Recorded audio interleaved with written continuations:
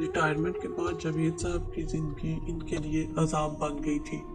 جن بال بچوں کے لیے انہوں نے اپنا خون پسینہ ایک کیا تھا، اب وہ لوگ انہیں اجنبی اور حقارت امیز نظروں سے دیکھتے تھے۔ انہیں سمجھ نہیں آتا تھا کہ دھیرے دھیرے وہ زندگی کے کس مقام پر پہنچ گئے۔ انہیں بڑے بڑے گھر اور شہر کے شور ہنگامے میں بھی سناٹے کا گمان ہوتا تھا۔ کبھی کبھی وہ سوچتے اگر ان کی بیوی زندہ ہوتی تو کیا ان کی نگاہیں اس طرح بدل جاتی، گہری رفاقت اتنی آسانی سے بے اعتنائی میں تبدیل ہو جاتی۔ ان کا ماضی خوشگوار تھا، زندگی میں تلخیوں اور مسائل کی کمی نہ تھی، لیکن باہمی اتحاد اور پرخلوص افہام و تفہیم کے ذریعے وہ اس پر آسانی سے قابو پا لیتے۔ انہیں یاد آیا انہوں نے اپنی قلیل آمدنی میں بھی اپنے بچوں کی اعلیٰ تعلیم و تربیت کا خیال رکھا، اوور ٹائم اور پارٹ ٹائم جاب کر کے ان کی ضرورتوں کی کفالت کی، اپنی خواہشات اور تمناؤں کو پس پشت ڈال دیا۔ یہ ان کی قربانیوں کا نتیجہ ہی تھا کہ ان کے تمام لڑکے آج اپنے اپنے پاؤں پر کھڑے تھے۔ لڑکیوں کی شادی معقول گھروں میں ہو گئی تھی۔ جاوید صاحب کو یاد آیا کہ جب وہ ریٹائر نہیں ہوئے تھے، ان کے تمام لڑکے کس طرح اپنی ملازمتوں کے باوجود ان کے آگے پیچھے پھرتے تھے۔ انہوں نے کبھی کسی بیٹے کی تنہا سے کوئی مدد قبول نہیں کی تھی۔ ملازمت سے ریٹائرمنٹ کے وقت انہیں دفتر کی طرف سے ایک بڑی رقم ملنے والی تھی، تقریباً 30 لاکھ روپے۔ ان کی نوکری میں پینشن کی سہولت نہیں تھی۔ ان دنوں ان کے تمام لڑکے ان کے آرام کے لیے بے حد فکر مند رہتے تھے۔ سب بیٹے آپس میں اسی بات پر بحث کرتے رہتے کہ ابو ریٹائرمنٹ کے بعد میرے ساتھ رہیں گے۔ ایک کہتا میرے ساتھ تو دوسرا کہتا میرے ساتھ۔ جاوید صاحب ابھی انہی سوچوں میں گم تھے کہ چھوٹی بہو نے ان کے پاس ناشتہ بھجوا دیا۔ بھوک سے ان کی آنتیں کل بلا رہی تھی۔ اب تمام بیٹوں کے ہاں انہیں سب سے آخر میں ناشتہ ملتا تھا۔ جب ان کے پوتے اسکول چلے جاتے، ان کا بیٹا دفتر کے لیے روانہ ہو جاتا۔ جاوید صاحب کی عادت تھی 7 بجتے ہی ناشتہ کر لیتے۔ نوکری کے زمانے میں 7 بجے تک ان کا کھانا ان کے آگے لگا دیا جاتا تھا۔ اب تقریباً 11 بج رہے تھے۔ آلو کی بھجیا اور سوکھی روٹیاں ان کے مقدر ہو گئیں، لیکن اب وہ ان کھانوں کے عادی ہو چکے تھے۔ گھی لگا پراٹھا تو ریٹائرمنٹ کے کچھ دنوں بعد تک ہی چلا تھا، جب تک ان کے اکاؤنٹ میں فنڈ کے روپے ان کے نام رہے۔ تب ان کے بیٹوں نے زمین خریدنے، مکان بنانے، لڑکی کی شادی اور دوسرے مختلف بہانوں سے ان کے سارے روپے نکلوا لیے تو ان کی اہمیت اچانک ختم ہو گئی۔ جاوید صاحب باری باری تمام لڑکوں کے ہاں رہتے تھے۔ شروع میں سب کے ہاں ہر معاملے میں انہیں اولویت دی جاتی تھی، بعد میں سب کے سب دھیرے دھیرے آنکھیں پھیرنے لگے۔ پہلے جہاں تمام بیٹے جاوید صاحب کو اپنے ہاں لے جانے کے لیے اپنی باری کا بے صبری سے انتظار کرتے تھے، قیام کی میانہ مدت سے 2-4 دن پہلے ہی انہیں لینے کے لیے پہنچ جاتے تھے۔ اب انہیں طرح طرح کی باتیں سنا کر روانگی کے وقت کی یاد دلائی جاتی تھی۔ جس بیٹے کے ہاں ان کے جانے کا نمبر ہوتا، اس کا دور دور تک پتہ نہ ہوتا۔ سال میں 3 مہینے وہ چاروں بیٹوں کے ہاں قیام کرتے تھے۔ جیسے تیسے زندگی کے دن گزر رہے تھے۔ قیام کی مدت ختم ہونے کے بعد اب انہیں دوسرے بیٹے کے ہاں جانے کی بے حد دشواری ہوتی۔ کئی دنوں تک جب انہیں کوئی اپنے ہمراہ لے جانے نہ آتا تو تھک ہار کر تنہا چلنے کا ارادہ کر لیتے۔ اس طرح انہیں بڑی دقتیں پیش آتی۔ بینائی کمزور پڑ چکی تھی۔ ایک زمانے سے بیٹوں کی بے توجہی کی وجہ سے موتیا بند کا آپریشن چلتا آ رہا تھا۔ اس معاملے پہ اب انہوں نے خاموشی اختیار کر لی تھی۔ ان کے لیے کسی کے پاس وقت نہیں تھا۔ ہر آدمی اپنے گناہ کو مصروفیت کا رونا روتا، بھلا کیوں کر وہ اپنا مسئلہ رکھنے کی ہمت کرتے۔ آپریشن کروانا زیادہ مشکل کام نہیں تھا، لیکن یہ تھا کہ ہسپتال میں ان کی تیمارداری کے لیے کون اپنا قیمتی وقت برباد کرتا۔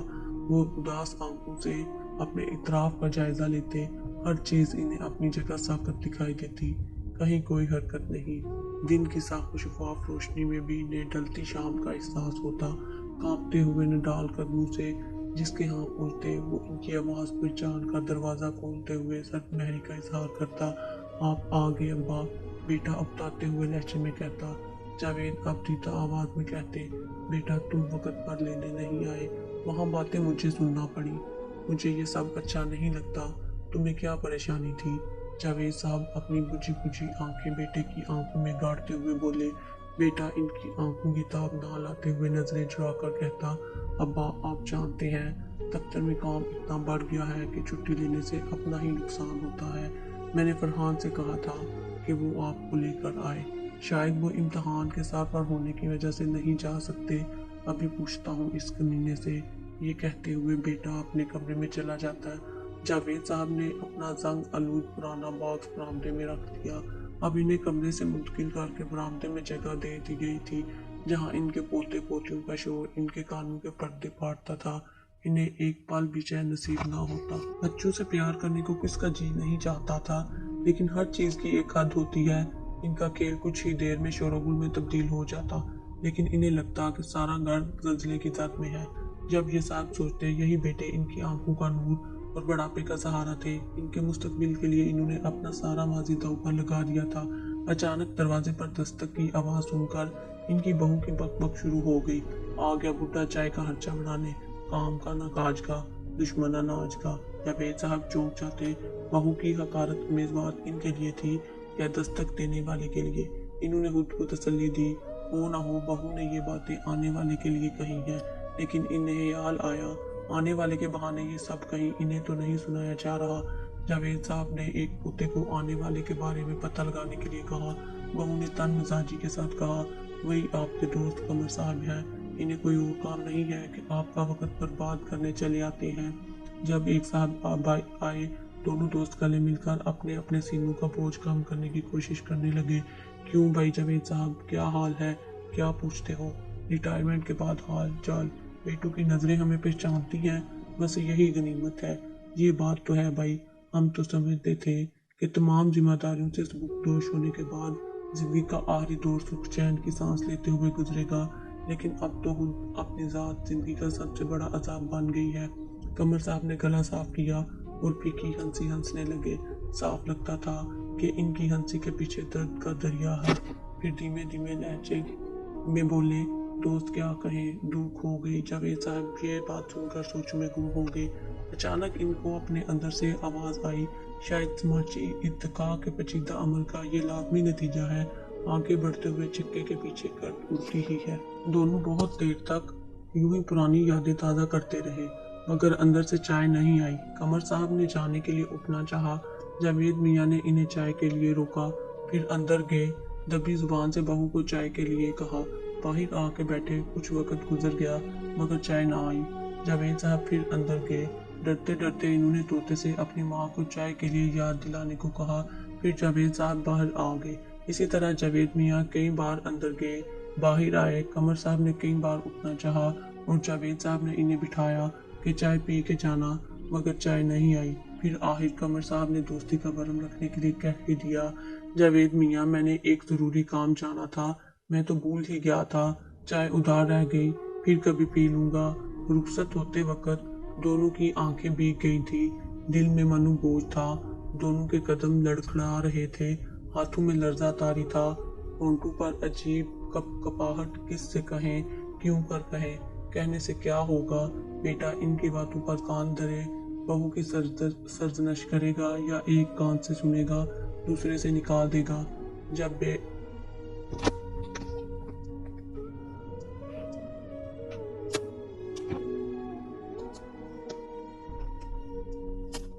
जावेद साहब अंदर आकर अपने पलंग पर लेट गए। इनके हाथ पेशानी पर थे, आंखें बंद थी, जहन बड़ी तेजी से काम कर रहा था। मैंने सारे बच्चों की अच्छी तरह परवरिश की, क्या सारे बच्चे मिलकर भी मुझे सहारा नहीं दे सकते?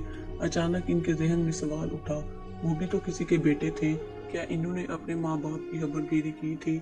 इनके दिल में एक भूख उठी। वालिद की वफात के बाद अम्मा का कितना ख्याल रखा था, फिर शुरू के दिनों में, मगर फिर इस मोहब्बत और देखभाल के जज्बे पर मसरूफियत की गर्द पड़ने लगी।